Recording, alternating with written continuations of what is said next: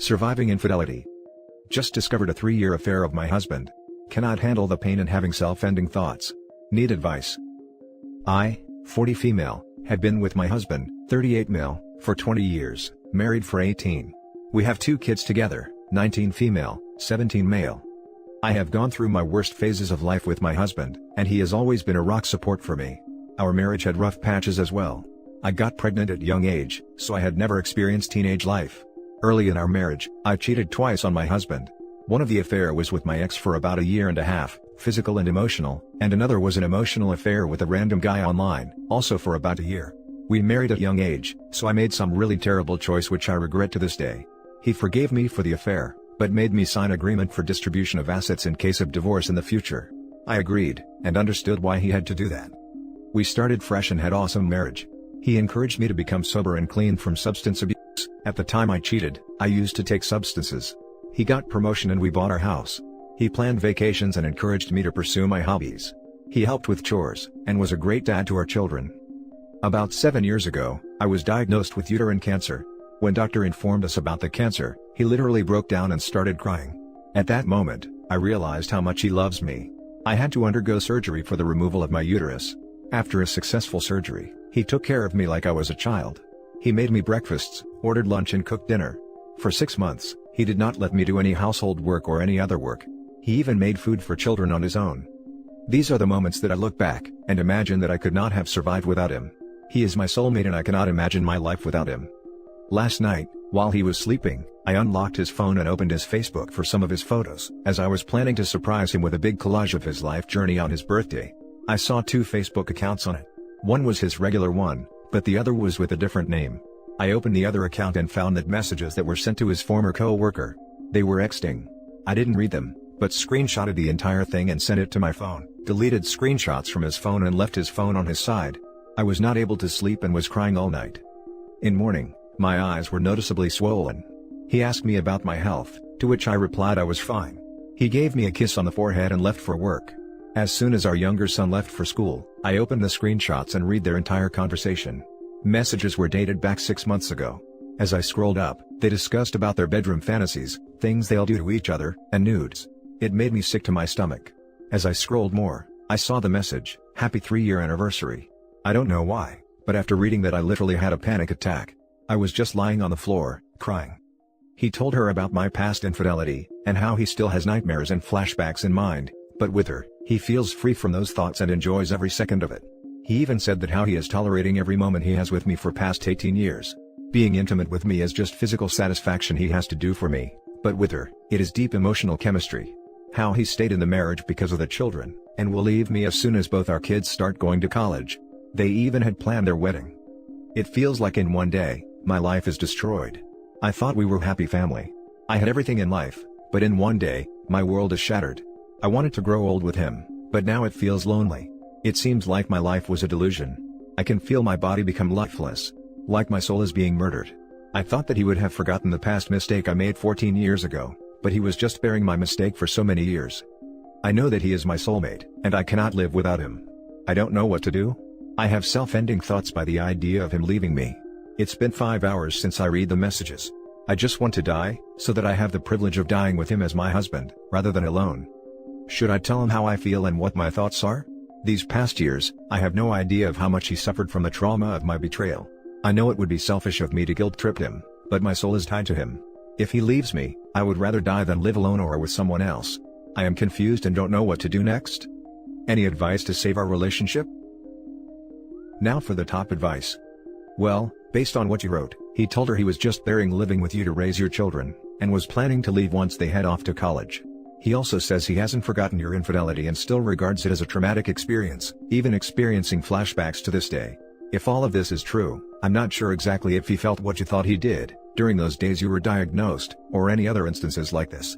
Of course, you did commit a huge mistake by cheating on him after you married, but he chose to stay together for the children, and that has obviously kept him feeling hurt and distraught, which has pushed him into finding hope or a future in this co-worker. I really want to say, it would not be good to keep this to yourself. I recommend calling in, or going to a therapist or counselor first, because of the self-ending thoughts. Maybe once you manage to get help to feel more back to normal, you can discuss this issue with him. And while I personally don't think it would be possible to stay together, I wish the both of you luck in whatever outcome those potential conversations would bring you. Not to minimize your pain, it's very real. But you should probably stop for a moment to reflect on what your husband has been through. Clearly you and him had very different ideas about how reconciliation went. Not unusual. The cheater is ready to move on. Not that easy for the betrayed. But the betrayed probably feels like they can't bring stuff up for fear of chasing the cheater off. So, the betrayed just eats the crap sandwich. Here's the deal, stop calling it a mistake. That's minimization. It wasn't a mistake. It was a betrayal. Realize that what you are feeling now is what he has gone through for 14 years. Step back, empathize with him first. The starting point would not be you unloading your pain on him, but you sharing that you now understand what you did. And expressing genuine remorse and empathy. Very well stated. Who cares? 14-year lie, that is tough. She fixed what she did, he had a choice to make. Two wrongs don't make a right. He's dead wrong regardless of what she did at this point, can't blame people for their behavior forever. She needs to lay out everything on the fly, right then and there he needs to make a choice. It's either her or the other girl. He's also lying to the affair partner, no way in hell he's going to marry her, he couldn't, he'd have a family. He doesn't want her, he's using this as ammo for bad behavior, and who's to say he didn't cheat prior to your infidelity?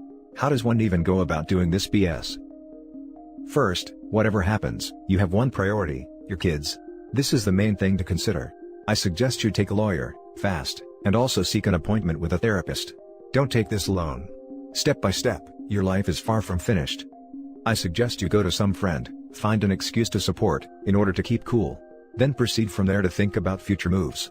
I suggest you need to have all options in hand with clear mind, before doing anything. Sooner or later you will need to confront your husband. But take your time first. Take care of you. My family disowned me after my affair, and I have no friends. He was the only one in my life. Now for the next story. I taught her today. I'm not happy to be a part of this community, but I am thankful you all are here. I taught her once at the very beginning of our relationship. But that was like less than a month official together, so we talked through expectations and moved on. 4 years later, here we are in a trial separation, because she needs to figure out what's right for her. It's a long read, but we talked it over thoroughly and decided we needed a refresher. Part of the plan was that she needed to get out of the house and start hanging out with her friends again, which she has been doing a lot, like going out 4 or 5 times a week. I never question or grill her, just wish her well, and tell her to be safe and call me if she needs anything at all. We still live together but have been sleeping in separate rooms, and I can hear when she comes home. Due to my fears of a repeat situation, we outlined our expectations going into this, and seeing other people was not an option and was very clearly off the table. Her mother also lives with us and is nice enough, but is pretty obviously poison in her ear, and is a very, I don't need no man. All men are pigs kind of person. She has also slept with something like 15 guys in the less than year she's been here. I always let the dogs out at 6 a.m., and just so happened to bump into her coming home. I was sleepy and muttered an "Oh hey, where'd you go?" Just trying to be friendly. She came back with, "Uck Nathan," stood me up, and her eyes got wide as she realized she was talking to me and not her mother. She's on Tinder again. I told her I was leaving and needed to get out of the house, before I end myself. Not being manipulative, I have a history of severe depression and was legitimately concerned I wouldn't be able to restrain myself. Her only response was, "Please don't go, I can't afford rent by myself," which just absolutely broke me. In my darkest moments, face to face with the person who redefined my expectations of love, the woman I was ready to commit my life to, my reason why, I was reduced to how much I contributed financially. The same paycheck she has been using to screw other guys. I don't know what to do.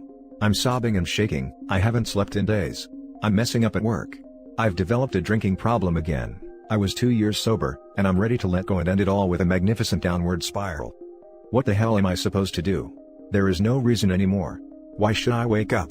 Why should I care about my body? Why should I care about anyone? I have no friends, no family, and I mean none. I'm just naked, alone and crying in an empty house. There is no bright side, I have nothing left. Now for the top advice. Hey, first of all, I'm so sorry that you've joined this club, no one wants to be here. It sucks frown.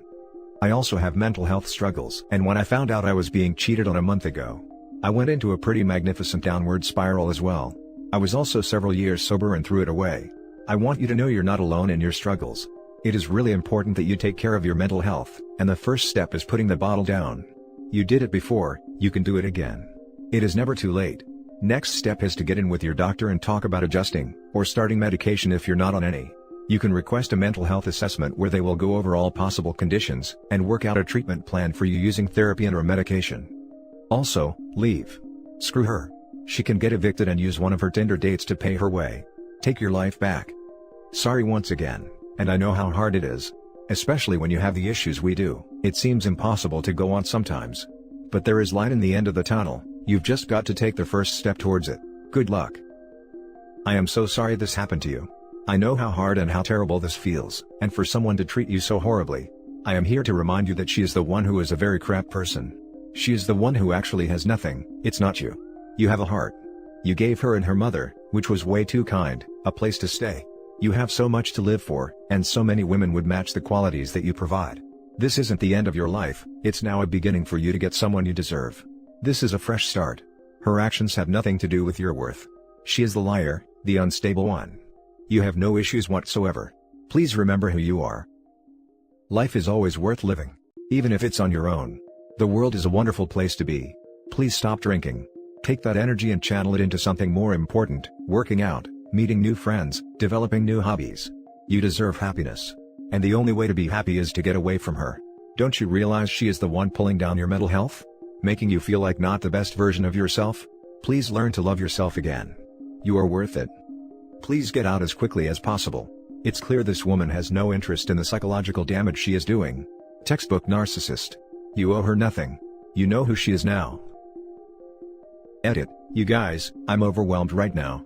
I was hoping to just vent before I did something stupid, and I absolutely was not expecting anything like this. I have been drinking and I hurt myself pretty good today, both physically and emotionally. A special thanks to those of you who reached out in the DMs and those who sent tough love. Lord knows I need it. Now for the last story. It feels like we're just going in circles.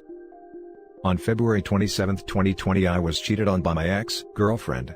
The only issue is that, she admitted it to me right away that same night, but I don't know what happened.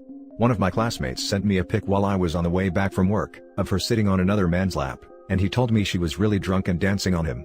He then said they went upstairs together, but shortly after, he may have seen her leaving. This is her story as well. She says he was wearing the same brand of underwear as I usually do, and she realized what she was giving up so she left. When I got home, she was waiting for me and I broke up with her that night. She has really been putting 110% into trying to get back together, but the affair partner guy is in some of my classes, and seeing his smug face on video made it really hard to believe her. I feel like he is laughing at me, because he is one of those guys who thinks he is better than you when that may not be the case in reality, but something about his face screams, I had slept with your girlfriend. The only thing that she has stood her ground on since we broke up, is that they didn't sleep together. A mutual friend who was there said that she would help verify information, if I promised to get back together with my ex. I just think that no matter what, there will always be that doubt in my mind. And when I doubt her, I feel furious that she may have not only cheated on me, but lied to me consistently since then. Does it get better over time, or are we screwed? She was a great partner and friend, and I wish we could go back to what we were before this whole issue. But with this uncertainty, that will never happen. Now for the top advice. Your mutual friend sucks. Force you to get back together before you learn the truth? That's no friend of yours. Unfortunately, it doesn't seem reconcilable here, since the affair partner had to remain in your life. The trauma alone of facing him day after day, will continue to break you down emotionally while trying to reconcile with her. It's probably best to move on. Successful reconciliation always requires the affair partner out of y'all's lives, and that just doesn't seem possible here. That's really hard to hear. The mutual friend is her friend who I met through the relationship, so I assume that she is obviously in the camp of my wayward girlfriend. I may not have to see him, affair partner, after this semester ends, but I don't think I'll ever forget his smug face. I feel like a bad guy because everyone I know is either pro-reconciliation in my case, or not willing to get involved at all. Cut all of these mutual friends, read, her friends who are telling you to take her back, out of your life and move on. Life is too short to waste it on the people who don't deserve your time, effort or space. Yeah, I never clicked with them anyways, and now I think I never will. Let her go. She'll be drunk at another party someday, but this guy won't be wearing the same underwear as you for her to stop. That underwear excuse is new. I haven't heard that one before. You deserve better. She has sworn never to drink again without me there, and that thought scares me, as she has been approached in the past as well. I guess I am just in denial that my first real relationship is ending in such a humiliating way. Edit. She just got back to me about a polygraph. She is willing to take one, and she will be able to finance it herself.